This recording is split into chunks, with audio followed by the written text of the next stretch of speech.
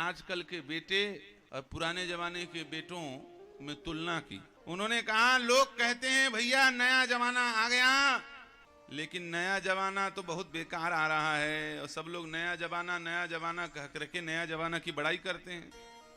अच्छा सच बताओ, कितने लोग ऐसे हैं जिनके जवान बेटा बेटी पढ़ करके कॉलेज अपने माता पिता को ये ना कहते हैं अरे आप लोग मम्मी पापा पुराने जमाने ओल्ड फैशन वाले, आप लोग कुछ नहीं जानते, हम जानते हैं एंड्रॉयड फोन का जमाना आ गया है, वाईफाई का जमाना आ गया है, ब्रॉडबैंड का जमाना आ गया है।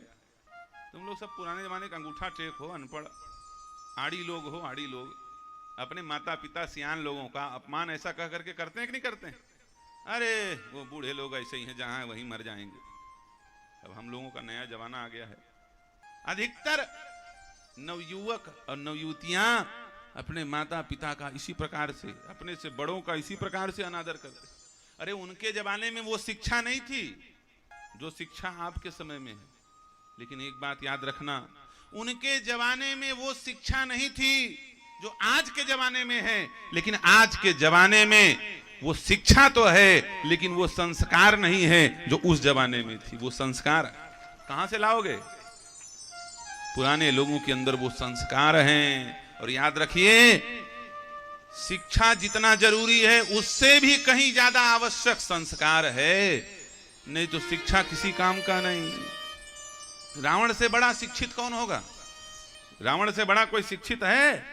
न जाने कितने विषयों में पीएचडी किया है रावण ने, बहुत भारी विद्वान है रावण।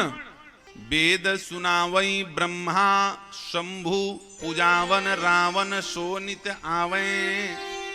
शंकर जी वेद पढ़ाने, ब्रह्मा जी वेद पढ़ाने आते हैं रावण को। तो छोटा मोटा विद्वान है, पृथ्वी में कोई मिले ही नहीं ट्यूशन पढ़ाने वाला रावण को। ब्रह्मा को डायरेक्ट बोले तुम ही आओ भैया समझाओ, ये वेद का ये ऋचा हमको समझ में नहीं आ रही है, समझाओ।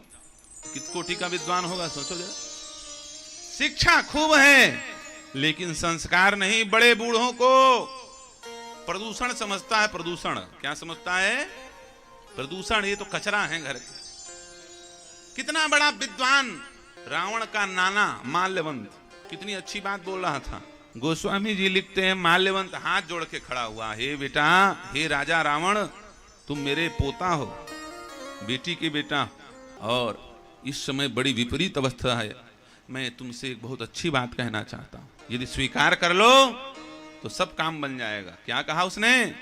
रावण से माल्यवंत ने कहा, बोले सुनो, जिनसे झगड़ा करने जा रहे हो, जिनसे युद्ध करने जा रहे हो, एक शॉर्टकट में समझा रहा हूं, उनसे युद्ध मत करो, उनसे युद्ध मत करो। क्यों? क्योंकि ते नर रूप चराचर भूपा, वो मनुष्य रूप में चर अचर के स्वामी परमानंद सुधा सिंधु सर्व समर्थ परमात्मा हैं। उनसे युद्ध में तुम जीत जाओगे, ये कल्पना करना भी महापाप है। इसलिए अभी भी समय है, परिवार बहुत सारा तुम्हारा भी सुरक्षित है। चाहो तो युद्ध बंद कर दो, जानकी को दे दो, तुम भी जाकर के समर्पण कर दो। लंका का अचल राज्य तुम्हें मिल जाएगा, फिर तुम्हारा कोई विरोधी नहीं रहेगा। क्यों? क्योंकि वो जो लड़ने आ रहे हैं उनका शासन कहां है जानते हो? तुम्हारे विरोधी या तो स्वर्ग में होंगे या पाताल में होंगे या मृत्युलोक में होंगे, पृथ्वी पर होंगे। लेकिन जो आ रहे हैं वो ना पाताल के राजा हैं, वो ना स्वर्ग के राजा हैं, वो ना मृत्युलोक के राजा हैं, वो तो अखिल ब्रह्मांड नायक हैं, 14 भुवन के स्वामी हैं।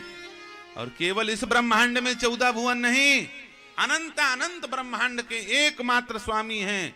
अनंत अनंत ब्रह्मांड में तुम्हारे शत्रु नष्ट हो जाएंगे यदि उनके चरणों में समर्पण कर दिया तो। बीमा हो जाएगा तुम्हारे राज्य का, कोई लूटने वाला नहीं, कोई नष्ट करने वाला नहीं। कितनी बढ़िया बात माल्यवंत ने समझाई। क्यों? माल्यवंत बूढ़ा था, कुछ न कुछ संस्कार रहा होगा उसके अंदर, इसलिए उसने ये बात समझाई।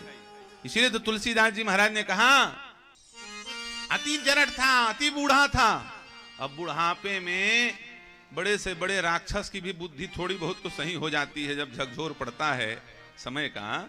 जो बड़ा दुष्ट व्यक्ति होगा, हमने देखा है जिंदगी भर जिस व्यक्ति ने कभी संत महात्माओं को प्रणाम नहीं किया, कभी मंदिर नहीं गया, बुढ़ापे में जब घुटने उसके दर्द करने लगते हैं, गांठें जब दर्द करने लगती हैं, आंख कम दिखाई देता है और जोश ठंडा होता है, तब होश बाहर निकलता है, तब वो भी फिर प्रणाम करना शुरू कर देता है।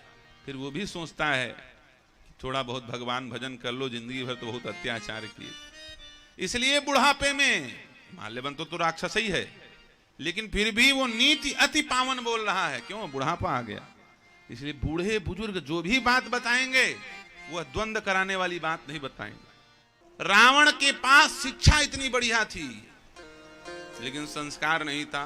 एक तो राक्षस, और कभी कभार का शुद्ध नीति बता रहा था माल्यवंत, और रावण को बचाने के लिए तो बता रहा था, मोरे कहे जान की दीजे, दे दो, मारे मरे जियाए दीजे।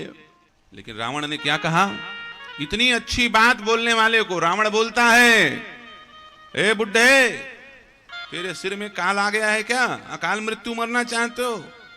इतने बूढ़े हो गए हो, कब्र में पांव लटक रहे हैं और शेर के सामने खड़े होकर के असावधानी बरत रहे हो। काल हूं मैं साक्षात, मुझे क्या ऐसा वैसा समझते हो? फालतू की बात करते हो। कोई यदि दूसरा होता, रिश्तेदारी ना होती तुमसे, तो अभी दोनों पैर में 50-50 किलो का पत्थर बांध के समुद्र में फेंक देता। रावण बोल रहा है, बूढ़ भयस न मरत्यों तो ही, बूढ़ भयस न मरत्यों तो ही, अब जन नयन दिखावस मोही, अब जन नयन दिखावस मोही, करिया मुंह कर जाय अभागे, मुंह काला करके हट जा मेरे सामने से।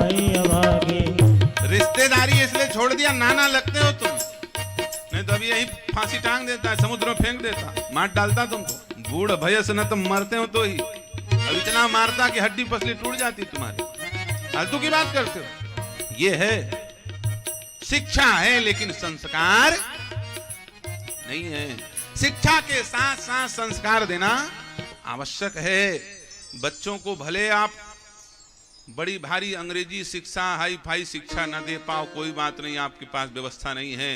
भले आपका बच्चा सरस्वती शिशु मंदिर में पढ़ता है, भले आपका बच्चा सरकारी स्कूल में पढ़ता है, शिक्षा उतना महत्वपूर्ण नहीं है जितना महत्वपूर्ण संस्कार है। संस्कार जरूर मिलना चाहिए, क्योंकि शिक्षा पाया हुआ बेटा तुम्हें भिक्षा मांगने पर मजबूर कर देगा। केवल शिक्षा पाया हुआ बेटा तुम्हें भिक्षा मांगने पर बुढ़ापे में मजबूर कर देगा, भीख मांगने पर मजबूर हो जाओगे यदि केवल शिक्षा दिए तो। लेकिन शिक्षा के साथ साथ दीक्षा और संस्कार, ये दो चीज यदि दिया गया तो बेटा भले बेरोजगार रहेगा, लेकिन श्रवण कुमार के जैसे सेवा करते हुए तुम्हारा बुढ़ापा सुधार देगा। इसलिए शिक्षा और संस्कार दोनों आवश्यक।